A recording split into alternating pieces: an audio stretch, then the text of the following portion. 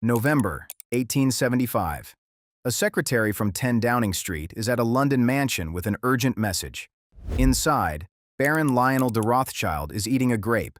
The Prime Minister needs £4 million, roughly $500 million in today's money, in 48 hours, before Parliament returns, before the French close the deal. The secretary asks what security Rothschild will accept. Lionel's answer, quote, "The British government." He says, quote, "You shall have it." And with that single sentence, the British Empire buys the Suez Canal. You have heard the myths, you have heard the conspiracies. What you have not heard is what this family actually did. Today, you will see how 5 brothers from a gated slum in 18th century Germany built the first global bank in history and became the most mythologized family in finance. The Judengasse and the 5 Arrows. The story begins in a slum, 18th century Frankfurt. A narrow street called the Judengasse, the Jews' alley, gates locked at sundown. Its Jewish population legally banned from owning farmland, joining guilds, or living anywhere else. In 1567, an ancestor built a house there marked by a red shield. The German for red shield is Zum Roten Schild. 2 centuries later, that shield became a surname. Mayer Amschel Rothschild was born in 1744, in a tenement behind a Judengasse house. Orphaned at 12, apprenticed to a bank in Hanover. He came back dealing in rare coins. His patron was Wilhelm IX, Landgrave of Hesse-Kassel. When Napoleon forced Wilhelm into exile, Mayer Amschel was trusted to hide his fortune. That trust became the foundation of everything. His genius was his 5 sons. He sent them to 5 European capitals. Amschel stayed in Frankfurt, Salomon to Vienna, banker to Prince Metternich, Nathan to London, aggressive financier of the Industrial Revolution, Karl to Naples, handling the Italian monarchies and the Papal States, James to Paris. Emperor Francis I made them hereditary barons in 1822. Their coat of arms, 5 arrows in a single fist. Their motto, Concordia, Integritas, Industria. Harmony, integrity, industry. And before any telegraph, they built their own private courier network. Fast boats, coded letters. They moved information faster than any government. Waterloo, the myth and the truth. Now we have to talk about Waterloo. If you have heard anything about this family, you have probably heard the Waterloo story. And almost everything you have heard is a lie. The legend. June 1815. Nathan finds out Napoleon has lost a day before anyone else. He rushes to the London Stock Exchange, panic sells, crashes the market, then secretly buys it back for pennies. Beautiful story. Almost none of it is true. According to the Rothschild archive and historian Niall Ferguson, yes, Nathan's courier network got him Wellington's victory about a day ahead of the official messenger. But he did not engineer a market crash. The Royal Exchange pillar scene was a later invention. In reality, as paymasters for the British Army, the Rothschilds had stockpiled enormous gold reserves to fund Wellington, betting the war would drag on. Napoleon's sudden defeat actually threatened to ruin them because gold collapsed the instant peace broke out. Nathan's move was not a crash. It was a pivot. He took that gold, bought British bonds called consols, and held them for 2 years. In 1817, he sold at a 40% premium, millions in profit, not billions. Where did the famous version come from? A pamphlet. 31 years after the battle in 1846, a French writer calling himself Satan, real name Mathieu Georges Derneville, wrote the crash as an attack on the family's rail financing. Plagiarized, embellished, baked into modern internet folklore. The event was real. The myth was written a generation later by a pamphleteer with an axe to grind. Suez, Indemnity, and the Railways. Back to Suez. 1875. Egypt is bankrupt. The Khedive needs to sell his 44% stake. The French are circling. Prime Minister Benjamin Disraeli knows whoever controls that canal controls the sea route to India, the most valuable colony in the British Empire. But Parliament is in recess. He cannot legally access the Treasury. £4 million in 48 hours. No vote. No collateral beyond a handshake. Britain owns the canal. 4 years earlier, France had lost the Franco-Prussian War, and Bismarck demanded a 5 billion franc indemnity, a debt the world expected to destroy France for a generation. German troops would stay until every franc was paid. The French branch organized an international syndicate, and issued sovereign bonds on a scale nobody had ever seen.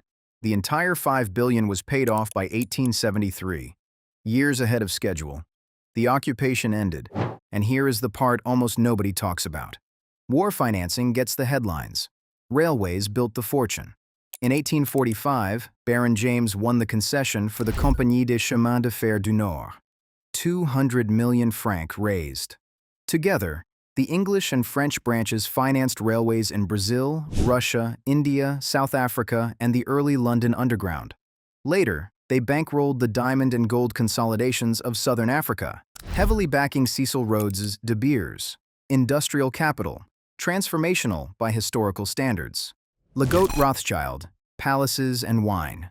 With that capital they built a style so distinct it got its own name in French art history, Legault Rothschild. The Rothschild taste. The Vale of Aylesbury became so packed with estates locals called it Rothschildshire. Waddesdon Manor, built by Ferdinand in 1874. Château de Ferrières, the largest 19th-century chateau in France. The pink Villa Effrossi on the French Riviera with 9 themed gardens.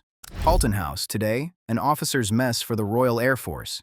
And then, the wine. In 1853, Nathaniel bought Château Mouton in Bordeaux. 15 years later, James bought neighboring Château Lafite. In the 1920s, Baron Philippe took over Mouton and introduced chateau bottling on the estate instead of selling in barrels. That single decision changed the global wine industry.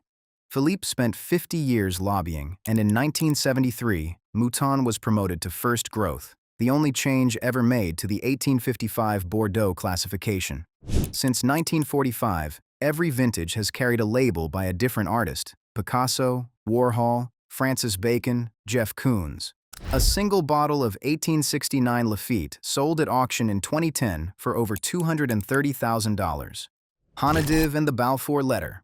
The Rothschild legacy is also one of the largest sustained philanthropic operations in modern history.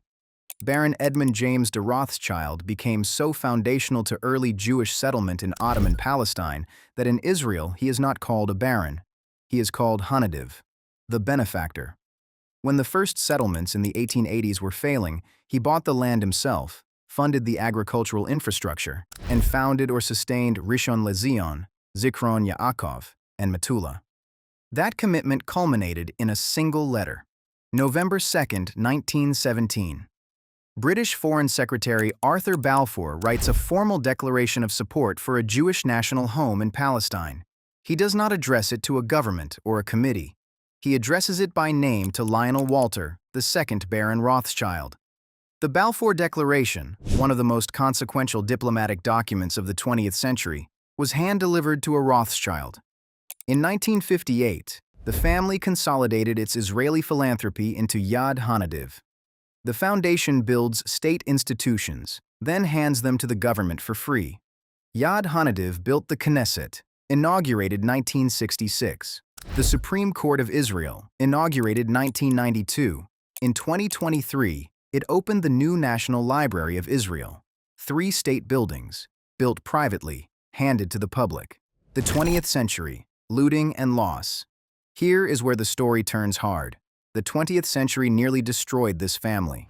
Naples had closed in 1863, Frankfurt in 1901. But the catastrophe was Vienna, 1938, the Anschluss. The Vienna branch is liquidated. Baron Louis von Rothschild is imprisoned by the Gestapo. The family's art collection is looted by the Reich, some earmarked for Hitler's planned Führer Museum. After the war, Allied monuments men find crates of Rothschild art hidden in the salt mines of Altusee. Then the post-war Austrian government uses restrictive export laws to force the family to, quote, donate major masterpieces to state museums in exchange for permission to take the rest of their property out of the country. Not until 1999, 61 years after the theft, does Austria finally return 250 objects to the heirs, a collection valued at roughly $250 million. Add punitive British inheritance taxes, French bank nationalizations under Mitterrand in 1981, and 7 generations dividing a single fortune. The family survived. But the monolithic balance sheet every conspiracy theory depends on had not existed for a very long time. The modern house and the 500 trillion lie. Today, the Rothschild legacy runs through two publicly regulated companies, not a shadow empire.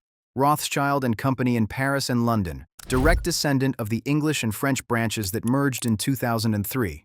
In 2024, net banking income of 2.9 billion euros, net income of 596 million.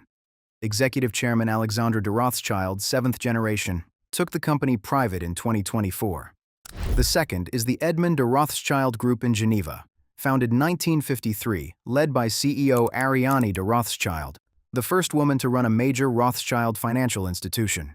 In 2024, a record 184 billion Swiss francs in assets under management, successful firms. But the mythology asks you to believe this family owns $500 trillion, 80% of global wealth. The total wealth of planet Earth is around 100 trillion. 500 trillion does not exist. It is a number pulled out of the air by people who were not checking their math. What they actually built. So this is the final portrait. 5 brothers from a locked street in Frankfurt. A courier network faster than any government. A 48-hour handshake that bought the Suez Canal. A 5 billion franc indemnity paid off years early. Railways across 4 continents.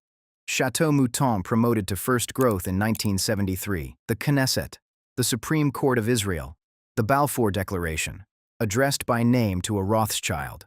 Not a secret control room behind the world's governments. A family that, over 7 generations, funded the infrastructure of the modern world in plain sight. The truth, once you strip away 2 centuries of conspiracy fiction, is somehow larger than the myth ever was. Now I want to hear from you. Which chapter stunned you most? The 48-hour Suez Handshake, the 5 billion franc indemnity, or the Balfour letter addressed to a single man? Drop Suez, indemnity, or Balfour in the comments. If you want to go deeper into the dynasties that actually built the modern world, stick around. The next one is already waiting for you.